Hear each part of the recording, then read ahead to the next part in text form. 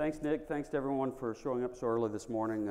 I've been living on Central Time for the last few months, and an hour early for me. Some of you are from the West Coast, even more so for you guys. But thanks for being here this morning. We want to talk about a really important topic, this notion of segmentation and how we use data about our consumers to more effectively segment our market and target our consumer groups. We've got three really exciting speakers to discuss this topic with us this morning. Wanted to leave about 15 minutes at the end for you guys to ask questions of the panelists, for sure. I'm an academic by training. I have a PhD in marketing science. I'm a data geek for sure, so I'm glad to be here to talk about how that we can use data as part of this whole process. But left academia in the late 90s, went into industry and have served in marketing science positions at places like the Coca-Cola Company, Information Resources, Market Share Partners. Most recently sold a business back in 2011, which because of a non-compete I signed forced me back into academia. It's I've mentioned to a couple of you, it's different being back in the classroom in the 21st century versus what it was like when I left in the late 90s. Students have changed a lot, primarily because of Web 2.0. I tell them that I think that's where their ADD came from in the first place.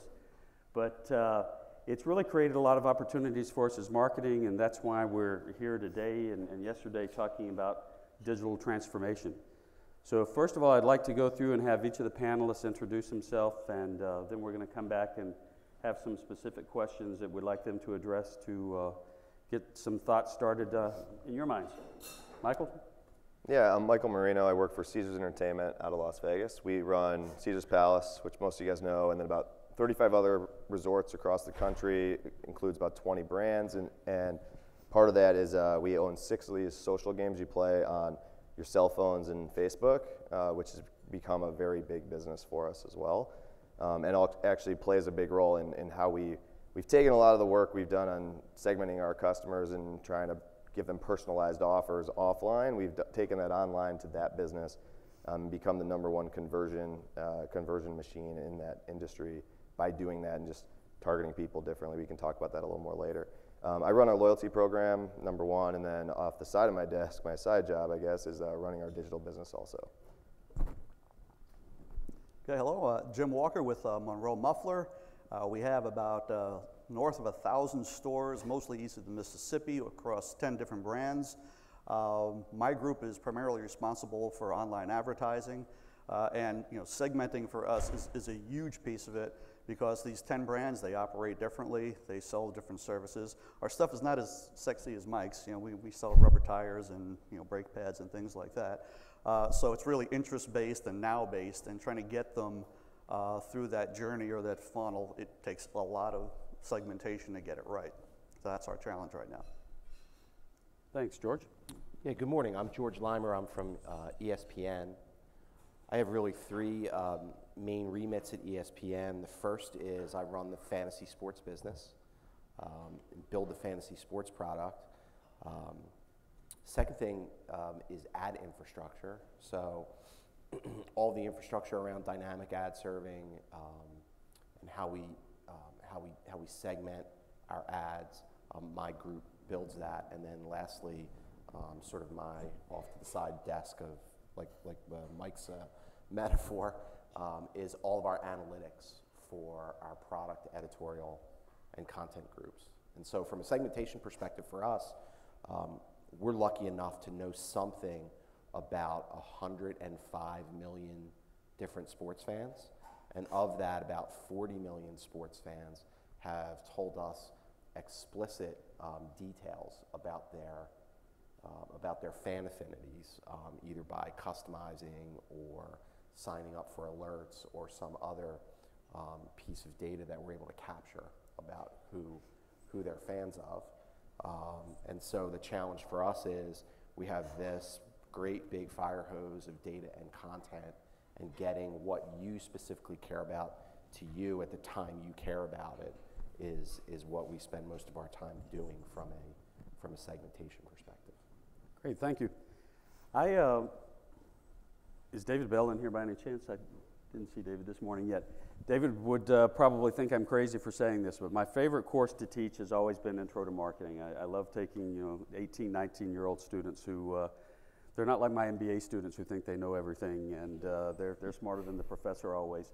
But with these Intro to Marketing students, they're kind of like sponges. They'll not question you too terribly much. We like it when they do question you, but they'll absorb this information. And I always tell them that, to me, segmentation, targeting, and positioning, the acronym STP, which is more than the motor oil you guys might sell in your stores. Once you get your segmentation, your targeting, and your positioning down, the rest of your marketing strategy, your tactics kind of flow from that. And segmentation to me is the most important concept within marketing. Michael and I were talking a bit earlier. I normally talk to students about needs-based segmentation. Fortunately, not all of their people have this need for gambling the way that we think about people having a need for Muffler or the need for other products that we have. So I wanted to get Michael to comment on this notion of needs-based segmentation, or what kind of segmentation works for a company like Caesars. Yeah, so we were talking earlier about, I'm probably the one person in here who sells a product that nobody in their needs in their life at all, right? There's nothing I sell that you need. I sell hotel rooms, I sell gambling products, food, high-end restaurants, nightclubs, all of the above. I mean, all of us like those things probably, but it's at least one of those, but none of us need them. So where we've created this, the way that our business came about, and give you a little bit of history, is back in 1998, a guy named Gary Loving is actually a professor at Harvard Business School, came in to run the loyalty program and create really the loyalty program at Harrah's at the time. And Harrah's was running on about $300 million of capital to build Harrah's Casino in Las Vegas, just to use one example, competing against places like the Bellagio. And if you've seen the Bellagio, it's a pretty amazing building, even today, and when it was built back then, it was a fascinating building. So you can't compete on physical assets. You're selling the exact same product as everybody else in terms of the slot machines, the tables, everything's the same. Everyone back then had a buffet. So the way that he tried to compete was, okay, let's set up a program where I'm going to provide you value for giving me your information. The more information I have from you, the more value I can provide you back. And so the system was basically set up, and it's now table stakes in the gaming industry and, frankly, most businesses, where you come in, you give your information, you play on the slot machine primarily and the tables. I know that every time that you come to see me, you're worth, call it $300, and you like eating at the steakhouse.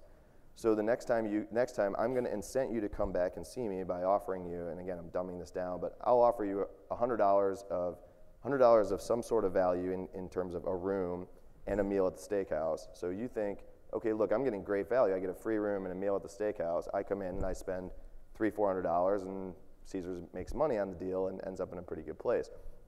But that only works if you can. My first job was credit cards, and it only works if you can take a group of people who all look alike and decide which ones are really the ones that are going to give you a lot of value on the table, which ones really care about the steakhouse, which ones care about the buffet, which one wants to go to the spa, et cetera, so that you can give them the right offer to make them come back.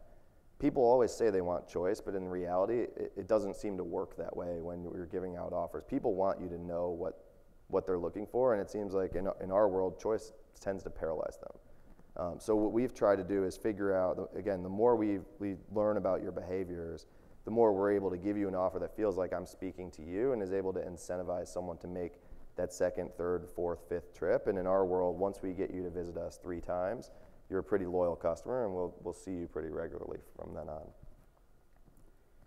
How do you make these different groups of people feel more special?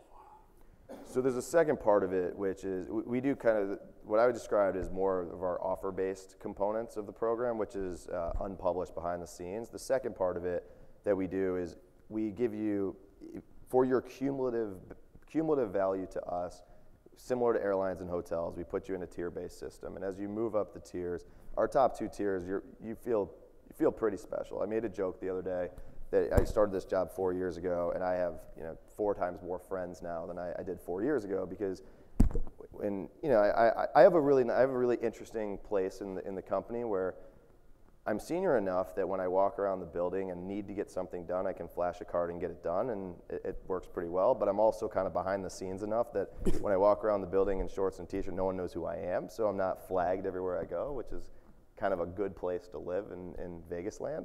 But in all seriousness, you know, I have friends who tell me, like, I will never go to Vegas unless you're by my side now, because the way we kind of navigate all of the masses of people there, and kind of can make everything easy, because, you know, just being, for all intents and purposes, I'm like a top tier member of our program, so I don't wait in any lines. I get upgraded to, you know, rooms that are very good rooms. If I need a reservation, I don't have to go through the normal process. I just call, the concierge takes care of it for you. I mean, all of our top players get all that same treatment, right? They have a personalized host that takes care of everything that they need. They send a text message and it's done. They don't have to worry about, you know, any of the things that us normal people normally have to worry about. It's a really good experience, and it gets to the point where I mean, we have many people who the host becomes bigger than the program and the brand. So to the point, like, that personalized relationship is so strong that if the one big barrier, the one big challenge for us in terms of people leaving and trying and going other places is if that host leaves, many times those customers will follow the host, because again, the host over time can outperform the brand itself by just that personalized interaction of knowing what your customer wants. I suspect that most people in here cannot go with a VIP host-based system, but for your absolute top members, it's that personalized service, whether you could do it digitally or you need a person to do it, is really powerful. If you have time later on today, talk to Michael about these people who can just more or less move between his hotel and one or two other properties and live in Las Vegas. Not a life I aspire to, but could be nice. Yeah. James, wanted to ask you a question. When we're thinking about mufflers, it's not really a product I like to be in the market for.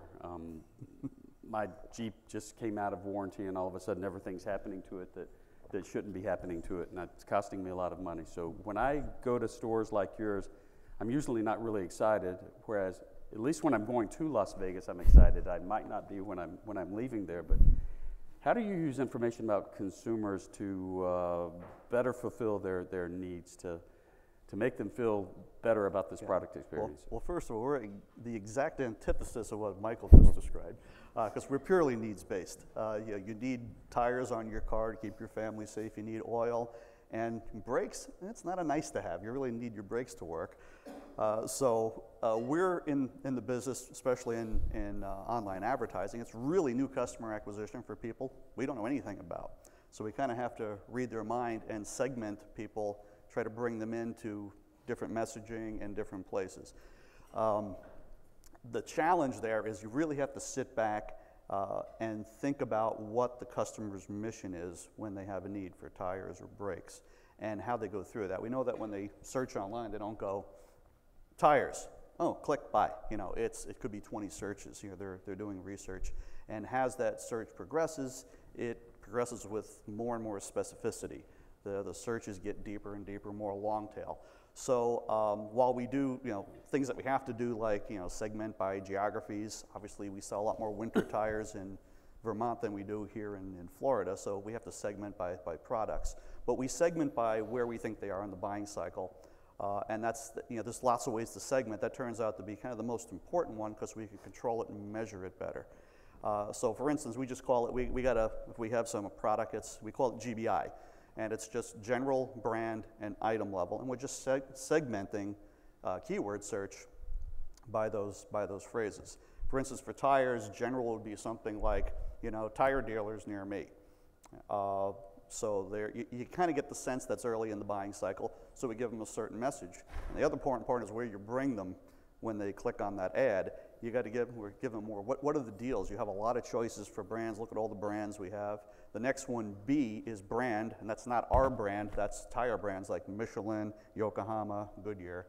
And then we know to take them to you know, if they had Goodyear in there, now they're getting a little closer. They know they want Goodyear. And then down at the item level, it would be, I want Michelin Defender tires. And then we'll give them that, see if there's an offer on it.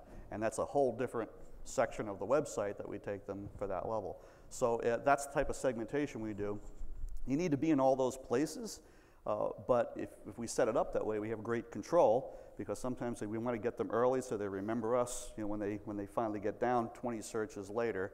But we have things like management going, hey, you know, zone 16's a little soft. So, you know, I got Jessica in there going, okay, pull back on the G, let's throttle up the I, you know, and we get more immediate response. So we have a lot of control, and then we can measure whether that was effective because we have it segmented that way. So that's the basic thing we do on a day in and day out basis. Well, related to that, I've never been in one of your stores, unfortunately, but I have a client in the auto parts business, and thousands of SKUs. Sometimes I think that they're, you know, even more complicated than grocery stores. Yeah. When you're operating across so many different product categories, how does this notion of segmentation help or hinder you overall as far as your brand is concerned? Yeah, well, it hinders in the sense that, again, that mission is important, bringing them through, and obviously it's different and easier for oil change. First of all, it's a real easy conversion. You know, an oil change, that's, you know, the conversions are pretty quick on that. $1,000 set of tires, not so much. Could take days, you know, for that to happen. So every one of those segments we have to treat differently. Tires is a very difficult one because you have all these SKUs and all these make models. You know, vendors change. Oh, we came out with the Series 2. We're you know, getting rid of this model and replacing it with this. So keeping up with the SKUs and advertising those is a challenge. The service is a piece of cake. So we're constantly having to battle how we're segmenting those things, and having to understand what tires have the best deals right now, what they're offering, and you know, we're changing offers almost weekly across 10 brands. You know, it's a lot of hands-on, constantly watching and changing to see what's happening. And again, that's primarily the tires are driving all that work. Great, thanks. George, we've heard people mention the purchase funnel several times yesterday and even this morning. We had a conference at NYU a couple of years ago where a speaker said that he thought the only place you could find a funnel anymore was in a kitchen and in a garage or a gas station. Or a tailgate parking lot. That's true. You can find them in our properties too. This guy was a marketing scientist who didn't have exciting enough life to go to tailgates and things like that. One of the things you mentioned that really intrigued me was using data to move people through different stages in the purchase funnel. You know, I certainly believe there's a purchase journey. I think of it more as a maze as opposed to a funnel, but this notion of a funnel certainly still works in terms of you know, bringing people in and converting them from one stage to the next, and they're sometimes up, down, and all around. But how do you use that kind of information to move people through this purchase process? So we have a little different business, right? We don't have a business that by and large has a hard call to action at the end of it. The fantasy sports business does, and I'll get to that in a minute. But if you think about ESPN, so our overall goal, like everybody knows how we make money, right? We monetize our content through advertising. So the more engaged we can make a user, the more content they see, the more ads we can serve, the more we get paid. So we have three main pillars of our business. We have fantasy sports, we have the editorial side of our business, so that's the .com website and the ESPN app, and then we have the live streaming portion of our business, which is by and large Watch ESPN and Watch ESPN inside the ESPN app. So the more we can drive people to all three of those properties, the more engaged they will be. And so what we do is, I mentioned in our introductions, we have pieces of data about approximately 100 million fans, and we have specific data on about 40 million fans. And so what we try to do is we create very, very, very microscopic, detailed segments within each of those three products. And so the way it works, for example, in fantasy football is pretty easy, right? Fantasy football is top of the funnel, and top of the funnel is normally represented by outbound, paid, very traditional paid marketing efforts and very traditional Google SEM type efforts. It looks very similar to what you do with mufflers, right? And so we buy a bunch of keywords for fantasy sports. We analyze the top of the funnel, who's clicking on those keywords, and then we track very specifically from a specific piece of creative all the way through the process to the sign-up moment. And then on almost an every 15 minutes basis during fantasy football sign-up season, for example, we're optimizing that creative. We're pulling the lever on certain pieces of creative in the marketplace. We're changing our bids on certain pieces of creative. And that side of the business looks very, very much like a traditional e-commerce business. And we track from top of the funnel through to arrived at the site, to signed up for fantasy football, to created a league, to draft it, to actually start it to play. And so we have specific messages at each piece of that funnel so that, if you've signed up but haven't drafted yet, 6 days after your sign up, you will get a message that says, hey, you haven't started your draft yet. And if you've drafted, if you've scheduled a draft, but 3 of the teams in your league haven't signed up, the commissioner of the league will get a specific email, and those 3 teams that haven't signed up will get a specific email that says, hey, you're not ready for your draft. And so we will sort of microscopically do that on that side. On the content consumption side, it's a little bit different. On the content consumption side, that's where people are more apt to tell us that they are that they're a fan of a certain team, and they'll favorite those teams. And with that data, what we do is we try to drive them to different experiences in one of the other 3 pillars. And so an example of that would be someone who went to University of Michigan right now might be interested in the University of Michigan women's softball team, who is in the NCAA tournament and is, I think, ranked number 2 in the nation. They're a really good women's softball team. That is a long tail piece of content. That's not something that, by and large, is going to be on our linear network on your TV, although this week they are. But they are found on Watch ESPN, and many people don't know that, wow, during my work day, the Wolverines are on TV. I could actually be watching them on my iPad while I'm working. And so when they're in the ESPN app, if we know you're a University of Michigan fan, you'll get a pop-up right there that says, hey, the Wolverines are on Watch ESPN. Tap here to watch. They'll tap it. It will take them directly into Watch ESPN. And that often adds an incremental 1 or 2% to our TV ratings for those contests, and that's really significant. And so, with the data about who fans are favoriting, that allows us to get really granular. Watch ESPN is the reason why I sometimes can't let students use laptops in classes, because they'll be watching cricket matches instead of listening in on the lecture. Cricket's a great example, by the way. Cricket's a great example of outbound segmenting, right? When the Cricket World Cup is on, there's pockets of people geographically in this country who are Pakistani, Sri Lankan, Indian expats, and you can target those very, very specifically and really build a good base of viewership there that for people who otherwise wouldn't be at ESPN. Next time you're down in Washington Square in Manhattan, walk by Stern, and you'll feel like you're in one of those places, or some mixture of those places, as opposed to the middle of Greenwich Village. Michael, you've said a couple of times, one thing that's fortunate for you is you don't have to worry about acquisition. Other people are doing that for you. Or I know you are beginning to worry about it now, sorry.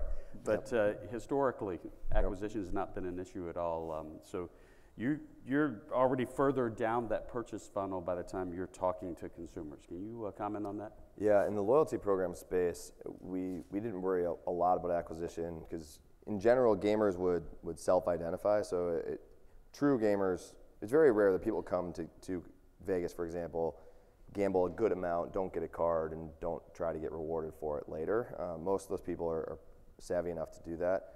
Now that in my new role on the e-commerce side, it's a little different. So the way I used to look at it was, we compete against third-party sites that are filling our hotel rooms that we pay commissions to. And so, when I was just running loyalty, I didn't really care how the person got to the casino. Once they were there, I just wanted to sign them up for the program. Now I obviously care about the commissions we're paying out to those third parties. And so some of the things that we've tried to do on the e-commerce side and our digital media efforts is we do almost no true prospecting. So there's very little. We spend half of our budget on search, on certain keyword terms that are pretty obvious that people are searching for Vegas. Most of our ad money is spent for Vegas, as you would imagine. Even though only half of our business is in Vegas, that's where primarily the cash customer goes to Vegas, and so this is mostly for cash customers. So we spend about half of our money on search, and the other half of our advertising trying to get inbound cash customers is going to be on people who have already given us some information to tell us that they're coming to Vegas. So whether it's we actually do a lot of display type ads on travel sites, which seems somewhat counterintuitive, and the returns on these look fantastic. They're not as good as they would appear, but what we found is if we're on travel sites, even if we don't get the booking, we're able to put in the customer's mind that if they're comparing Caesars and MGM head to head, or Caesars and Wynn, or whoever it is, that we can win those battles even on the OTA, and so we'd still rather win the hotel even if we have to cut a commission check. We've seen pretty good results, twofold. One of driving direct bookings, and others we actually are able to influence that purchase decision while they're on those sites as well. Retargeting efforts for us are huge. So anybody who we've seen at any point, we double down on them substantially. I mean, a lot of things that George was mentioning as they go through, as people that drop off as they're going through their purchase process, we really try to build our retargeting pools to go back after them, because our returns on retargeting, I'm sure it's not much different than any of you guys, but versus pure prospecting, we're probably 10x on our retargeting efforts. And if you've actually come to our site, we're more probably about half, or probably about 5x of just general prospecting. So the returns are very strong on those efforts. And again, we do very little pure advertising. It's mostly trying to target folks who have at least given us intent. We do almost no top of the funnel work. Great, thank you. James, you, in one of the questions, we're talking about this notion of retargeting that Michael just mentioned. How do you use information about your consumers to better leverage retargeting efforts? Gotcha. Well, first of all, there's lots of different types of retargeting. Some of these things were just ready to go, where you can go into, say, Facebook and you can match up your list with what's going on Facebook. We haven't started that yet, so I don't have a lot of information on that. Our classic retargeting has really been through Google. And there, again, we don't have any identifiable information about the customer. We're targeting by some behavior or some past behavior. And kind of the tricky thing there is there's not a lot of money, because we're very specific in our targeting. We don't just say people who visited our website and ad nauseum chase them around the web. We don't do that. So a couple things we do to target that is very effective. By the way, remarketing, it just turns out that the numbers look really good. Wish we had more traffic to our site to get bigger audiences.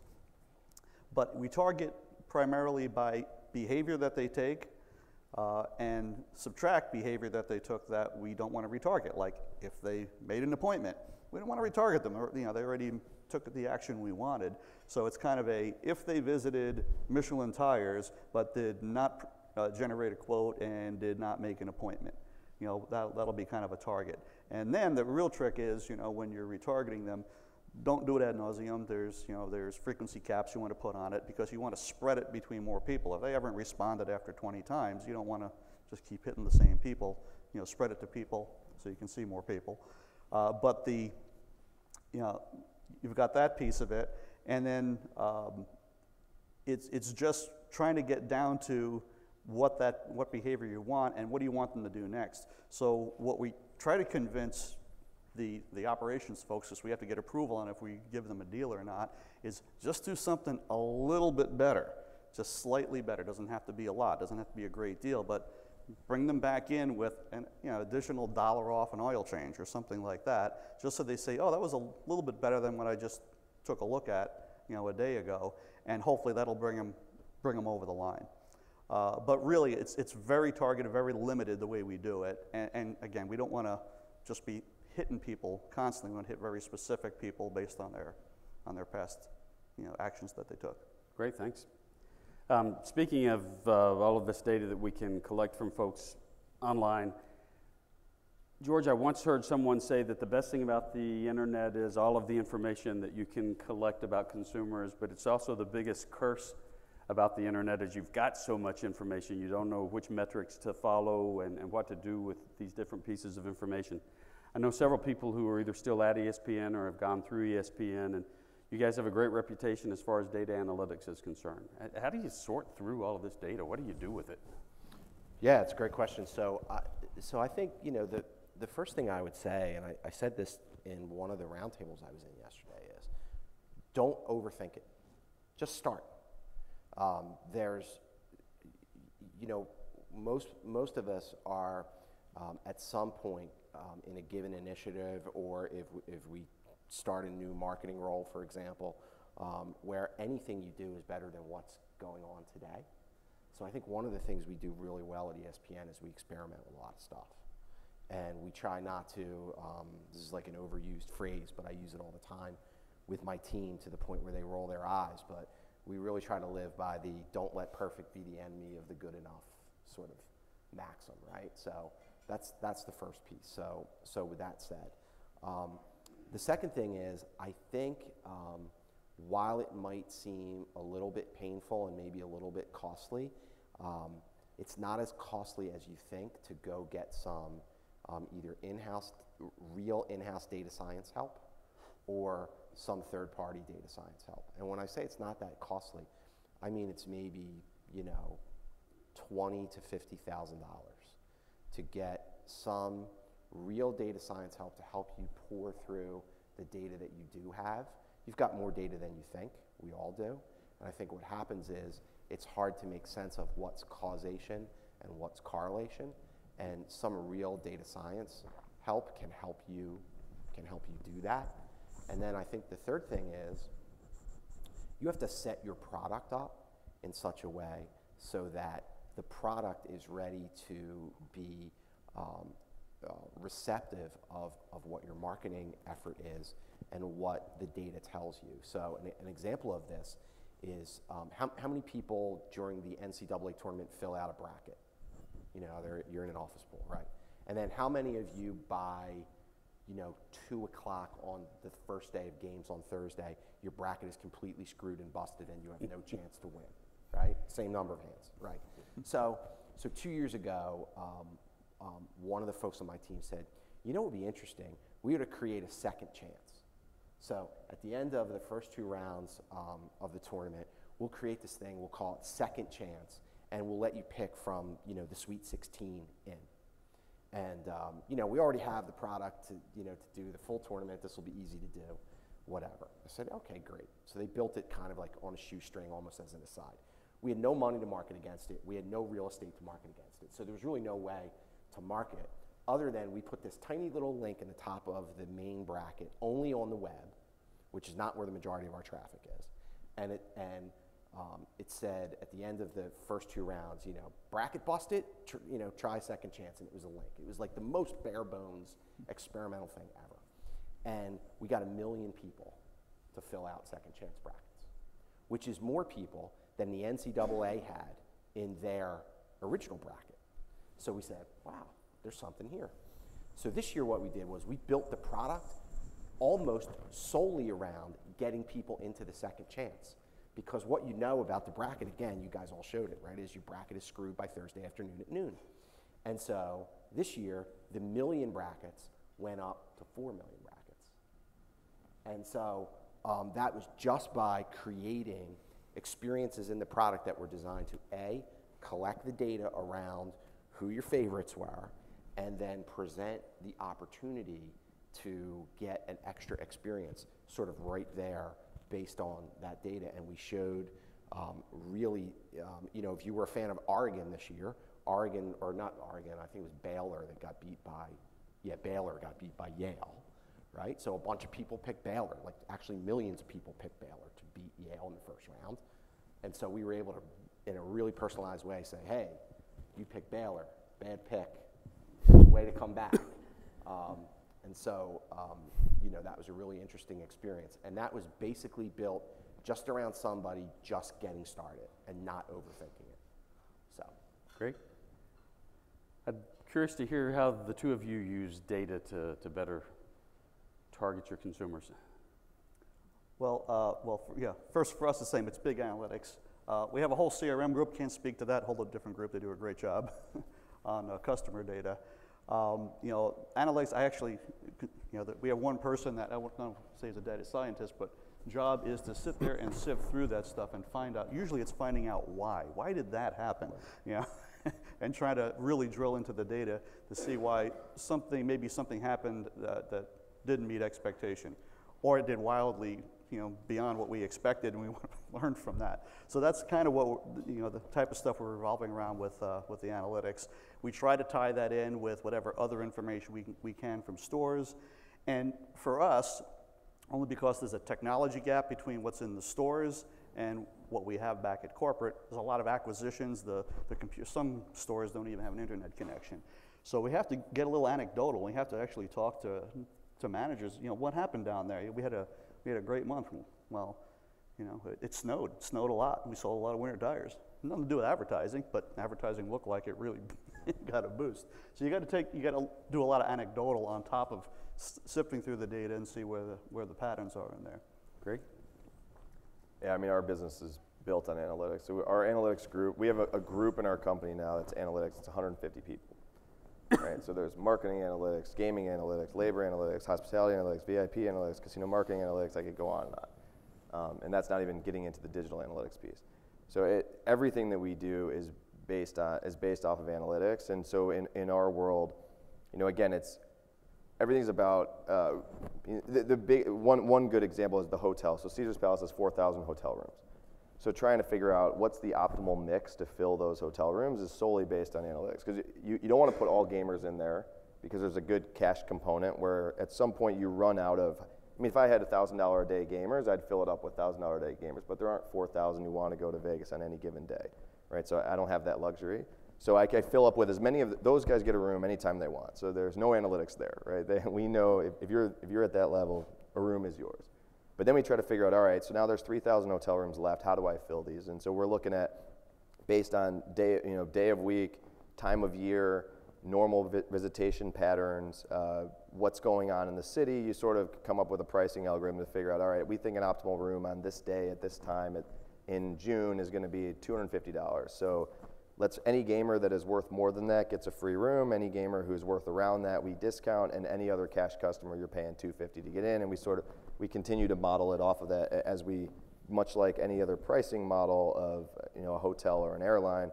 If we're filling up faster than we expect, then the price goes up. If we're filling up slower than we expect, then the price goes down. And so, just using hotel as an example, that's one piece of our business that we use heavy data to try to figure out. And then all the personalized offers are all based on what you've done for us and what we know about you. Great. One last general question before we open questions to the audience. I'm a marketing mix modeling guy, and I still don't believe that everything's all about sales. There are too many other factors that we have to consider when we're measuring the effectiveness of our marketing. And those are very often typically difficult to address with traditional analytics, with traditional statistical models. So when you're looking at how to evaluate the effectiveness of your marketing efforts in moving people through this purchase cycle, any thoughts to the audience? Anything you can share with us about what you do to determine whether or not things are working? Well, I think one thing, maybe not quite on the top, but we talked about this, about the measurement, ROI measurements. Can you really measure ROI? And I think one of the things because everybody has a different idea from week to week. Oh, we can tweak this. It can't be a moving target. So one thing is we finally got to is you got to pick something and measure it over time. Don't change it, because it's very difficult. So we have a basic model that pulls data in and comes up with a cost per success. Now the reality of that is it looks inflated, and everybody goes, well, who came up with this algorithm? It doesn't matter that it's inflated. It's just a number. Even though it has a dollar sign as a unit of measure, it's not dollars. It's just a factor. And so I try to get people not to get all caught up in it. It's just that somebody came up with it long before we were there. That's the way everybody looks at things in the company. Keep using it, but don't think it's a real value. Look at it in comparison. Like, we know certain segments are going to have a much lower cost per success, like oil change. It's an easy conversion. Of course it's going to be lower. Tires, it's a much higher cost per success. So we got to segment that and just know that it's a number and not constantly change it. So we actually have different sets of numbers. People want to measure it a new way. We measure it the old way and that way because we need something to trend. And you can't do that if you keep changing the measurement model. That's a very interesting point. I've often heard people say, whenever you're trying to pitch a new client, that it's better to stick with their existing vendor because at least there's a trend of their being wrong and you can follow that trend. As opposed to, first time you go in and you do work for someone who's been using another vendor for marketing mix modeling or anything else, you're never going to get the right answer, or the same answer, sorry. And trying to explain to people those differences in ROI from the approach to another can be crazy. George, how do you think about effectiveness? Yeah, so I think that's great advice. It's somewhat of a cousin to my advice of just pick something and get started. I think people are resistant to change just in general, right? And so you want to remove any thread that they can pull on, well, the data's wrong, or how come that data looks so strange compared to this other data? I do think this idea that we captured a little bit earlier about, what else is going on in the town, and what do we have what can we model that will help us predict what might happen on a given day or a given week is an interesting thing. And specifically, in our business, one of the things we look at too is externalities.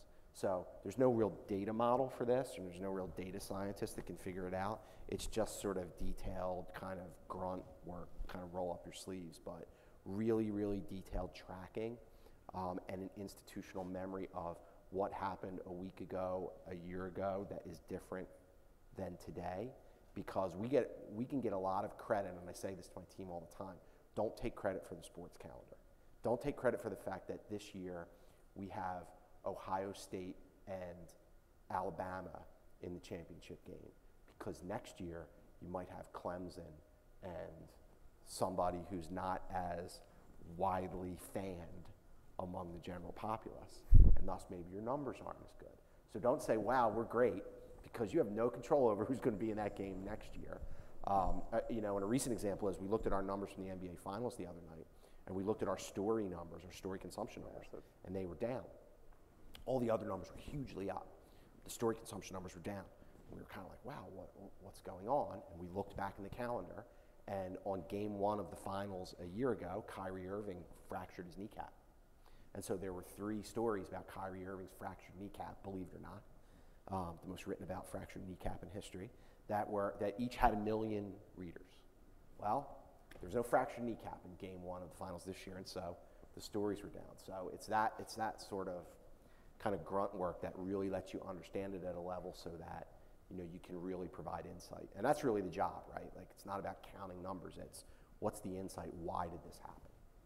Yeah, to that point, and going on the calendar, I'll give you one funny example. So we send out, for some reason, we always send out our digital performance report. It comes out at about 4 o'clock on Fridays, or it used to, until this day. This is the last time it ever happened.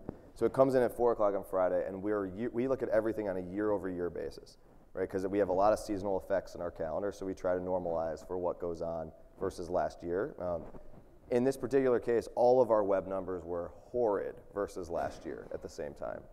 So at 4 o'clock on Friday, I start getting a flurry of emails like, why is this happening? This is in March. Like, why is this happening? What's going on? Well, come to find out, it's very simple.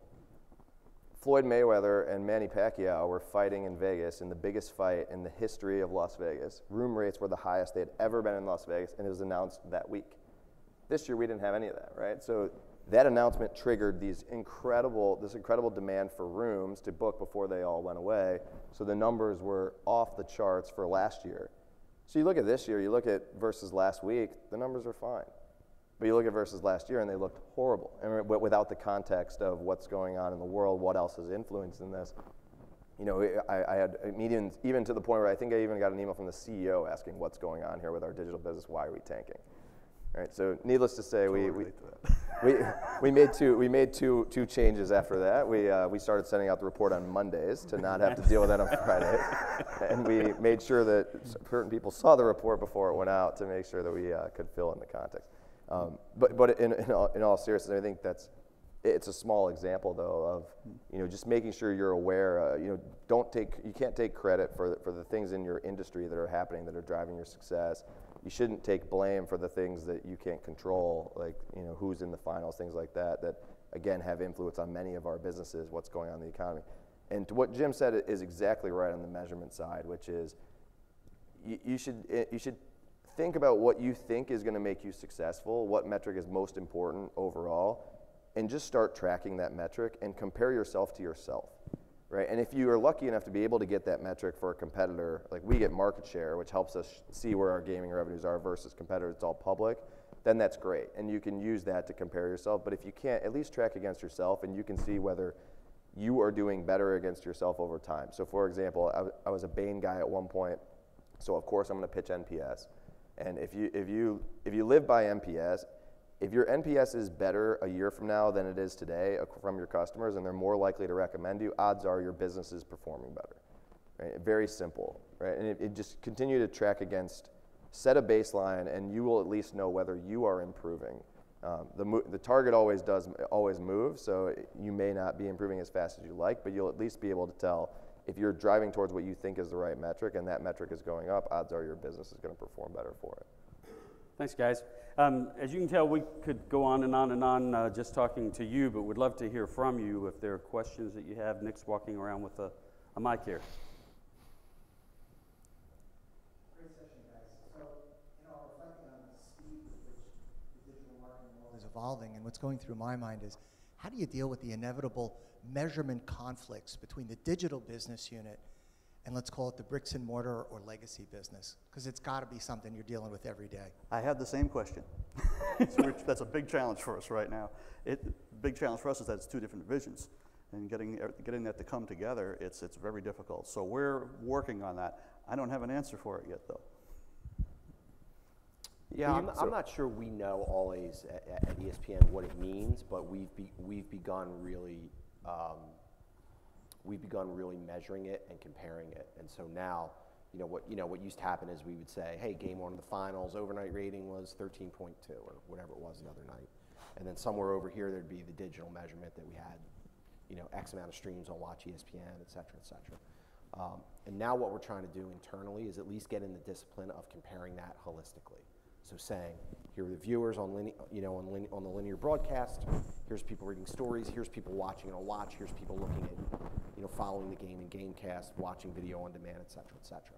I don't know that we've reached conclusions that says, if a game's rating is X, then the number of people watching it on Watch should be Y. I don't know. And I think, again, certain externalities impact that performance anyway. We haven't quite figured it out, but we at least know what it is now. Yeah. The only thing we have is we've done some testing. For instance, and sometimes it's drastic testing, like we're not going to do any print in this market. We're going to go all digital for 2 months. And I always kind of sit back because we're just trading dollars, number one. It's not like we got more budget. We're moving budget. But we also know that a lot of our performance is driven by print and TV and radio. So when you take one out, especially your branded type of terms, go down. So you're actually negatively impacting your paid search while you're trying to invest more and you're bidding up kind of exponentially. So when we do those experiments, we go, great, look, we a little higher cost, but we got more conversions, but what did we lose over there? And it turns out that's when you look at it and you go, well, the sales were kind of flat. It really didn't do anything because you're just moving. So we know that print and the other media do impact digital and vice versa. They all play together. Measuring that and try to understand that it's a tough one. Yeah, what Jim brings up, I think the question is not how do they compare necessarily, but it's more how do you optimize your different channels of media. So in my case, I run digital media. I don't run traditional media. I've barked that one up for a while that whether I run it or someone else runs it, the same person should run both, because to have two independent pools of money that each do their own thing doesn't make a whole lot of sense, and where you should try to figure out all of the media dollars that you have and figure out the most optimal way to communicate to those customers. And I think that's kind of the game that we're all trying to play here is, Jim makes a great point that if you completely shut off print in a world like his, or in my case, is not necessarily print, but radio. We do a lot of radio in Chicago and a few of these other locations that does perform pretty well. It's very clear when we turn it off that we don't see the same open to public visitation. If you turn those off and ramp up your digital efforts look like they're not showing the return because it needs to be amplified by that other medium. So figuring out what is the right mix there is a very hard question that I think we all probably struggle with. Yeah, I think about 6 months from now, things are going to be a little bit interesting in our business because Nielsen will start reporting non-linear television and out-of-home television viewing, streaming, all in the same rating number. Oh. So that's when it'll start to get interesting, and I think ESPN's numbers will benefit greatly from that because there's a lot of watching in hotel rooms and bars and obviously on tablets and phones. And we'll get even smarter about it then when that starts to happen. And talk about then having to reconcile old numbers versus new right, numbers. Right, exactly. Any other questions?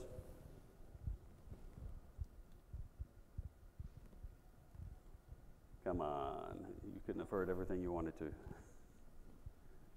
All right. Oh, yes, please. Let Nick make his way over there. I just wanted to say it was interesting to hear you say, you have to start somewhere, you have to do something. I can attest at General Motors, we didn't have anything in place, and when we started it was a mess, and we talked about